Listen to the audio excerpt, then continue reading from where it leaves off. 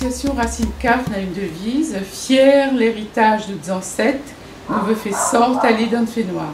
C'est ça notre principe et c'est ça que l'amène à nous à travailler sur l'histoire et sur la mémoire. Je me présente à moi, Ghislaine Travissière, présidente de l'association Racine CAF. Tu vois, là nous est au 18 ruelle Concalixte. Quand on parle de camp, nous est déjà dans l'histoire, l'histoire des anciens camps de Saint-Denis. C'est la case familiale, la case de mon papa et de ma maman. Et le fait de revenir habiter cette maison, il rapproche à nous directement à notre passion, à notre motivation. Pourquoi notre association est née? Parce que pour nous, il était important de faire un devoir de mémoire. La philosophie de l'association Racine CAF, c'est de travailler sur le sens de la mémoire et le droit d'histoire. Tout le monde a droit à son histoire. Et le devoir de mémoire, c'est tout le temps. C'est à chaque fois qu'on a une date, le 10 mai, le 20 décembre, le 5 novembre, le 25 mai. Le 25 mai aussi, c'est une date importante. C'est la journée internationale de l'Afrique. C'est une date que n'est pas encore célébrée à La Réunion. Il faut que nous arrivions à faire reconnaître les sources et les ressources et le patrimoine africain à La Réunion. Il est important de montrer en quoi l'Afrique réunionnaise y existe et il est plein d'ambition et il est plein de valeurs aussi. Ici, c'est un endroit où, quand on a besoin de faire des journées de mémoire, nous invite la population, fait journée porte ouverte autour de l'association Racine CAF. Et comme on voit, nous en a le panneau, il représente le cheminement de l'esclavage à la liberté. C'est aussi des panneaux que nous utilisons régulièrement quand nous faisons les ateliers pédagogiques qui appellent Racine de l'Histoire. Ces ateliers nous faits depuis l'année 2005. C'est un pacte pédagogique qui consiste en 4 ateliers. Un atelier appelé Ravage et Racine, c'est plus un atelier gastronomique. Un atelier appelé Conte.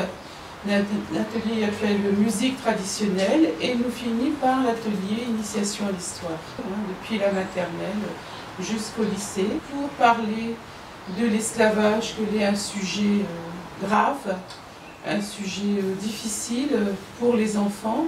Il est important de passer par le côté ludique et le fait de manipuler les racines du cru au cuit, le fait de parler des contes, le fait de faire de la musique, il trempe à nous tout de suite dans le patrimoine historique que a été ramené par les esclaves et les engagés.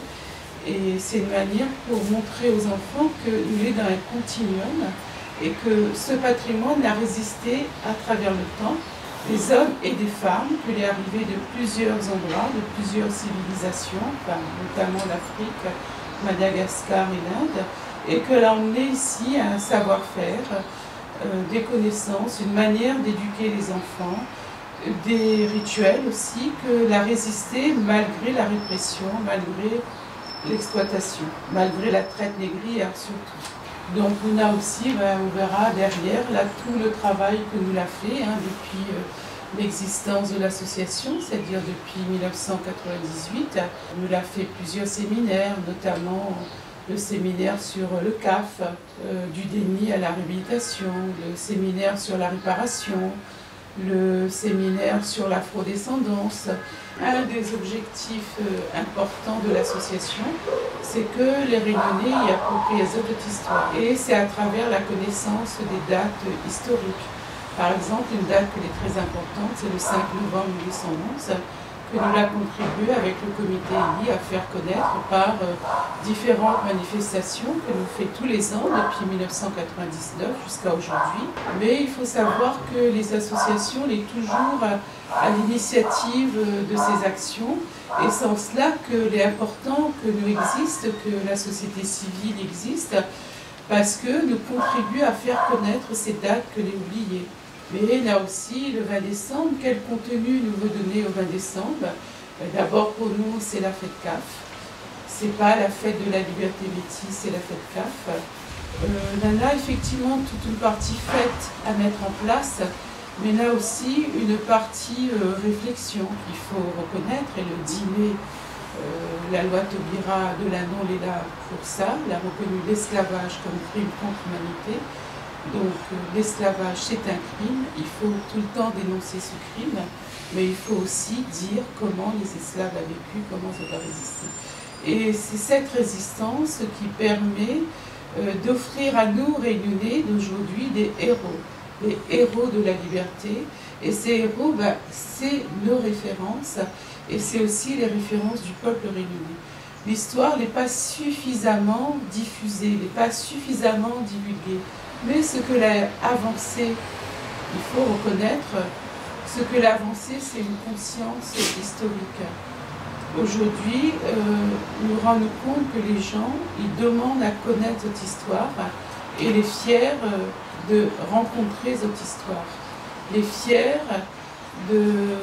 d'être devant cet arbre généalogique et de voir que dans cet arbre, il y a un CAF, un esclave, un engagé. Tout ça, c'est quelque chose qui relie à ce passé de façon positive. C'est un ancrage, en fait. Et c'est cet ancrage qui est important.